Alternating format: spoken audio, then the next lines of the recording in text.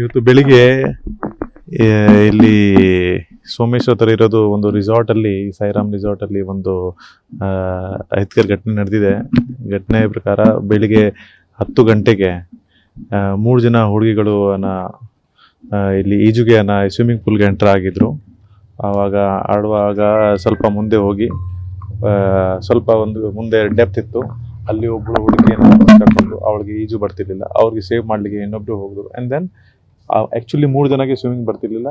Then ಇಬ್ರಿಗೆ save ಮಾಡಲಿಕ್ಕೆ 3ನೇ ಹುಡುಗಿ ಹೋದಾಗ 3 ಜನ ಅಲ್ಲಿ ಮುಳುಗಿ ಇದು ಆಕ್ಸಿಡೆಂಟಲ್ ಡ್ರೌನಿಂಗಲ್ಲಿ ಡೆತ್ ಆಗಿದೆ. ಈ ಹುಡುಗಿಗಳು ಮೂಲತಃ ಮೈಸೂರಿಂದ ನಿನ್ನೆ ಬೆಳಿಗ್ಗೆ ಇಲ್ಲಿ ಚೆಕ್ ಇನ್ ಮಾಡಿದರು. ಮತ್ತು ಎಲ್ಲ Mysuru GSS engineering college final year students. So ಇವತ್ತು ಇದು ಸ್ವಿಮ್ಮಿಂಗ್ ಮಾಡುವಾಗ ಈಗ ಘಟನೆ ಆಗಿದೆ.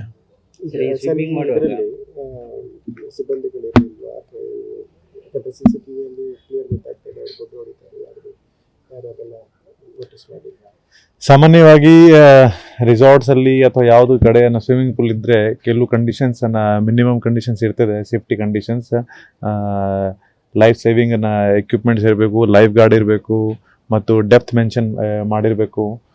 ಇಲ್ಲಿ ಜಾಗದ ಪರಿಶೀಲನೆ ಮಾಡುವಾಗ ಪ್ರಾರಂಭಿಕ ಮಾಹಿತಿ ಪ್ರಕಾರ ಅಲ್ಲಿ ಲೈಫ್ ಗಾರ್ಡ್ ಯಾರೂ ಇರಲಿಲ್ಲ. ಜೊತೆಗೆ ಡೆಪ್ತ್ ಬಗ್ಗೆ ಮಾಹಿತಿ ಕೂಡ ಇವರು ಮೆನ್ಷನ್ ಮಾಡಿಲ್ಲ ಸ್ವಿಮ್ಮಿಂಗ್ ಪೂಲಲ್ಲಿ.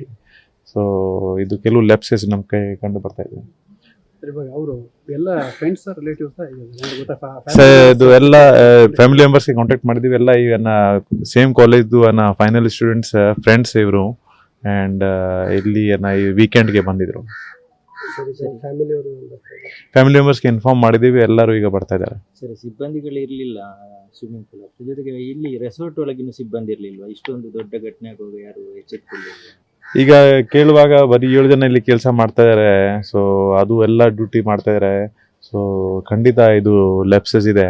ಯಾಕೆಂದರೆ CCTVಯಲ್ಲಿ ಫುಟೇಜ್ ನಾವು ಕೂಡ ನೋಡುವಾಗ ಅವರು ಎಲ್ಲ ಕೂಗಾಡ್ತಾ ಇದ್ದಾರೆ, ಬೊಬ್ಬಿ ಹೊಡಿತಾ ಇದ್ದಾರೆ. ಬಟ್ ಸೇವ್ ಮಾಡಲಿಕ್ಕೆ ಯಾರು ಬರಲಿಲ್ಲ. ಬಹುಶಃ ಒಳಗಡೆ ಯಾರು ಇಡಲಿಕ್ಕೆ ಇಲ್ಲ ಅಥವಾ ಕೊಡ್ತಾ ಇರ್ಬೋದು, ಅದು ಈಗ ನೋಡಬೇಕು.